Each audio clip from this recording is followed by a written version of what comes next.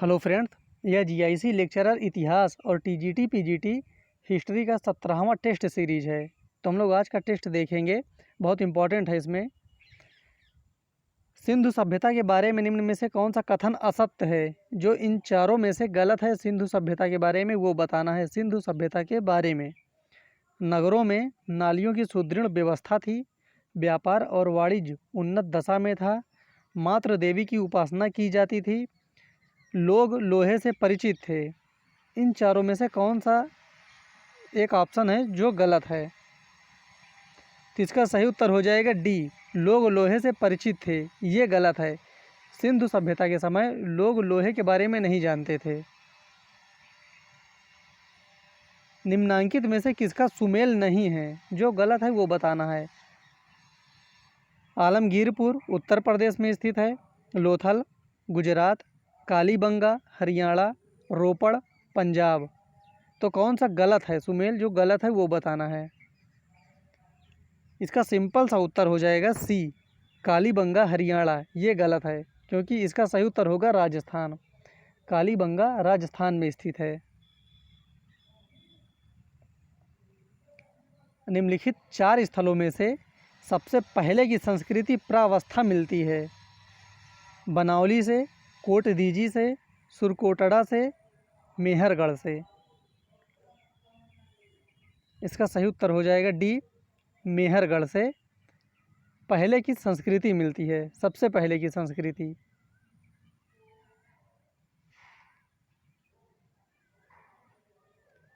निम्न में से कौन सा नृजाति तत्व हड़प्पा स्थलों के कंकाल अवशेषों से नहीं मिलता है?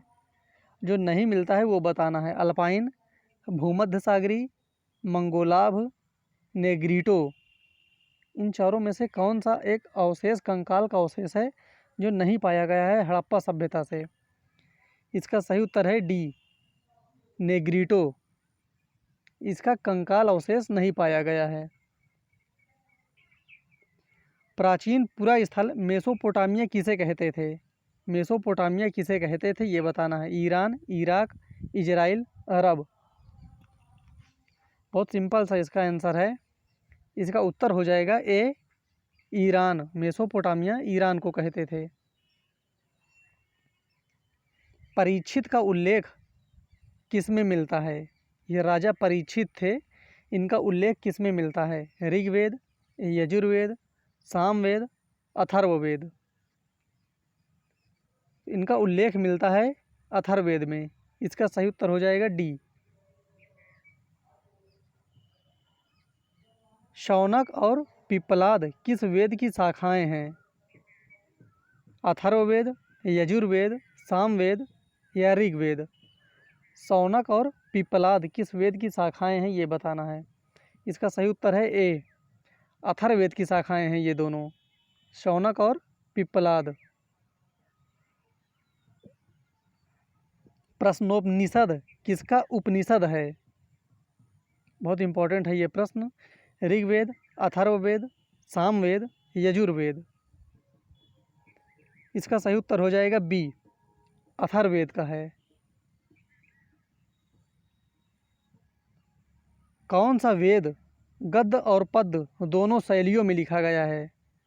गद्य और पद्य दोनों शैलियों में लिखा गया है। ऋग्वेद, सामवेद, यजुर्वेद, अथर्ववेद। इसका सही उत्तर हो जाएगा सी, यजुर्वेद गद्य और पद्य दोनों शैलियों में लिखा गया है। अथर्ववेद के मंत्रों का उच्चारण करने वाला पुरोहित क्या कहलाता था? देखिए, जो चारों वेद हैं, ऋग्वेद, यजुर्वेद, सामवेद, अथर्ववेद, उनका जो पुरोहित होता था वो चारों का अलग अलग है। तो इसमें दिया गया है अथर्ववेद का पुरोहित बताना है, जो उच्चारण करता था उसका, उसको क्या कहते थे? ब्रह्मा, विष्णु, महेश, त्रिलोकी। इसका सही उत्तर हो जाएगा डी, अथर्ववेद का उच्चारण करने वाला पुरोहित ब्रह्मा कहलाता था। स्मृतियाँ जो हिंदू धर्म के कानूनी ग्रंथ हैं, इससे ये पता चलता है जो स्मृतियाँ हैं हिंदू धर्म के कानूनी ग्रंथ हैं। तो ये भी पूछता है स्मृतियाँ क्या है, तो क्या है? कानूनी ग्रंथ हैं। किस भाषा में लिखी गई हैं? गद्य शैली, पद्य शैली, संस्कृत तमिल। इसका सही उत्तर हो जाएगा ए। जो स्मृतियाँ हैं वो सभी गद्य शैली में लिखी गई हैं। वैदिक काल में करसापड़ शब्द किसके लिए प्रयोग किया जाता था? करसापड़ शब्द बताना है किसके लिए प्रयोग किया जाता था, वो भी वैदिक काल में। सोने का सिक्का, तांबे की मुद्रा, गले का हार या भूमि की आय होती थी? तो करसापड़ कहा जाता था तांबे की मुद्रा को। ताम्र मुद्रा उस समय करसापड़ कहलाता था। इसका सही उत्तर है बी। नारद स्मृति किस काल की मुख्यतः स्मृति मानी जाती है? नारद स्मृति वैदिक काल, गुप्त काल, मौर्य काल, मौर्योत्तर काल। तो नारद स्मृति थी गुप्त काल की। इसका सही उत्तर हो जाएगा बी। दीनार स्वर्ण मुद्रा जो सर्वप्रथम रोम में प्रारंभ की गई थी, भारत में इसे प्रारंभ करने का श्रेय किसको जाता है? दीनार जो स्वर्ण मुद्रा है, भारत में किसने प्रारंभ किया था? गुप्त शासकों को, कुषाण शासकों को, मौर्य शासकों को या सातवाहन शासकों को?